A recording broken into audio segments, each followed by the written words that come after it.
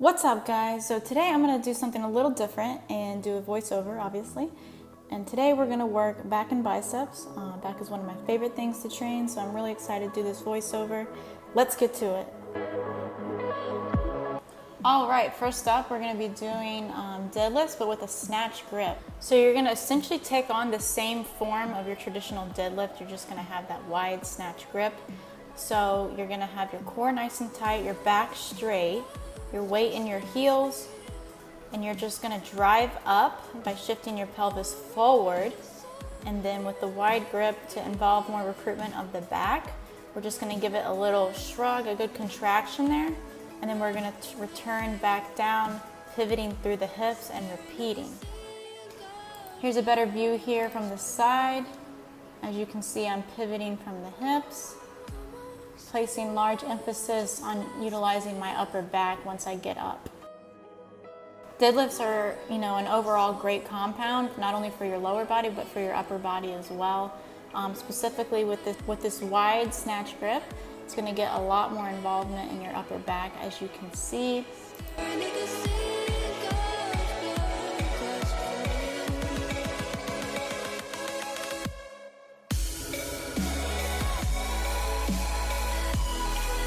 So a mistake that you frequently see with lat pull-downs, whether you're doing it with a V-bar handle or if you're just doing it with your standard, handle, doing a wide grip, you see people pulling the bar down to their chest by bending their wrist. That is not proper, it is not effective. What you want to do is you want to already engage, get the tension in your back, in your lats and your rhomboids, and you want to pull through your elbows, almost acting as if you have like a string attached to your elbow. So pull back, squeeze, come up, lean slightly forward, get a good stretch in the lats and the rhomboids, and then repeat, come down, lean slightly back.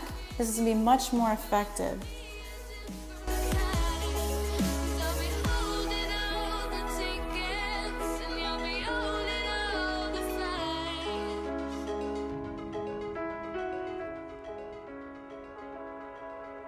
All right, moving on now to the lower back, we're gonna do back extensions. A big mistake that's often made with these is like hyperextending, so you're coming like way back. So what I like to do is try to stay within constant tension of the lower back. So try to focus on pulling yourself up through your lower back only. Keep your core nice and tight, keep that tension in your lower back, and focus on pulling yourself up. You will feel a slight stretch in your hamstrings, and you may even get a little contraction in your glutes. You can also do this movement and change the tension of where you're pulling up through your hamstrings and your glutes. But for back extensions, for this exercise, you really want to focus on pulling yourself up through your lower back and not hyperextending.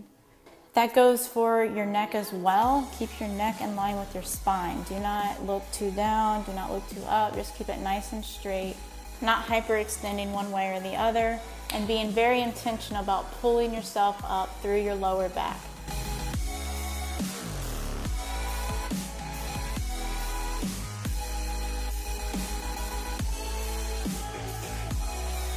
Next up, we have face pulls. These are one of my favorite exercises.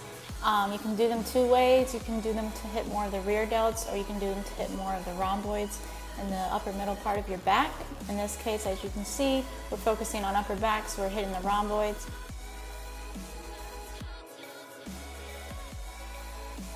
You're going to want to stand a little bit back, have your back straight, core tight, chest up, and I'm going to have somewhat of a loose grip, and I'm going to pull the rope a little higher than my chin. If I wanted to target my rear delts, I would pull it a little higher. I would pull it to my forehead.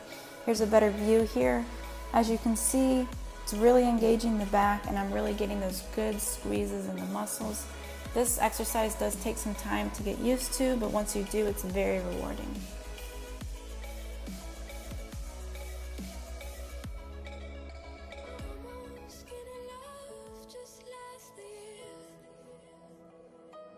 All right, moving on, we got cable bicep curls. One mistake that's often made with doing bicep curls is that it's just done with no purpose, so to speak. You frequently see in the gym people who are just using momentum. There's not much purpose going on. So what I like to do is slow it down, really focus. Like I know I keep saying it like a broken record, but it's so important. Getting those good, slow contractions in the muscle, that's what's gonna make the exercise so efficient.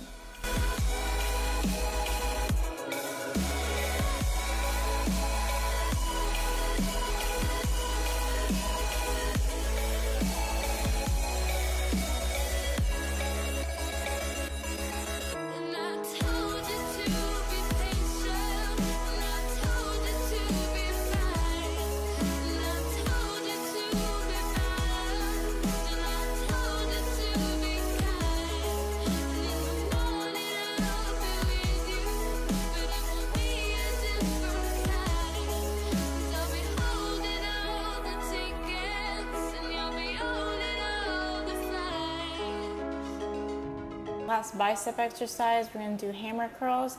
Same exact principle as cable bicep curls. Slow, controlled, intentful, good squeezes, contractions, making the most out of each rep.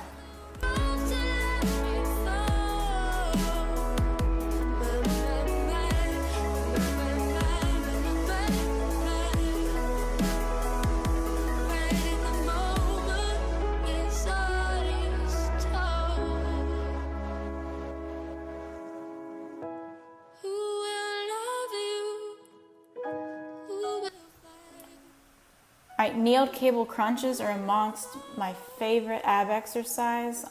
I don't focus too much on heavy weight.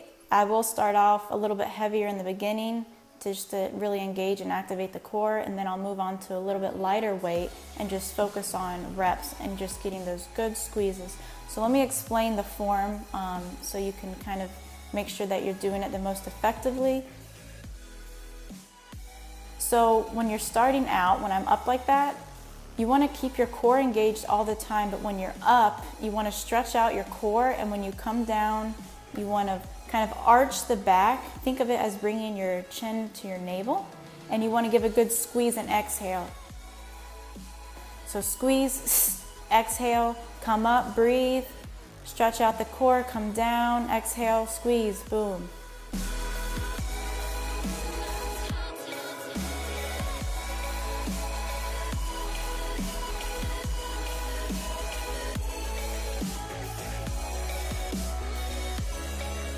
All right, so that concludes the end of this back and bicep workout. If you guys found it helpful, please like and subscribe and be on the lookout for more.